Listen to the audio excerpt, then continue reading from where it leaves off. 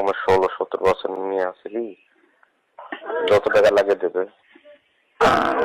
মেয়েটা তো দুই তিনটা আছে ভাই, কিন্তু আমাদের গ্রামের একটা মেয়ে আছে, অনেক সুন্দর মেয়েটা। আপনি সাংবাদিক, আমি আপনার প্রশ্ন নেব না, সাধারণ খবর।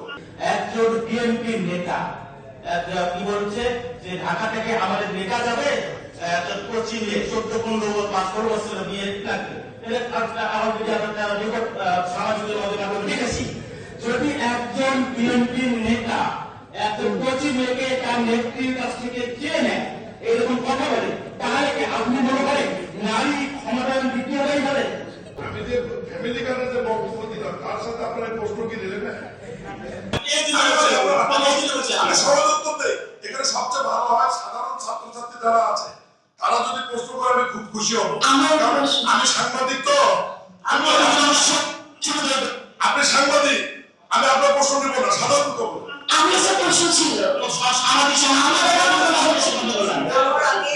আমার টপিকের উপর একটা প্রশ্ন ছিল।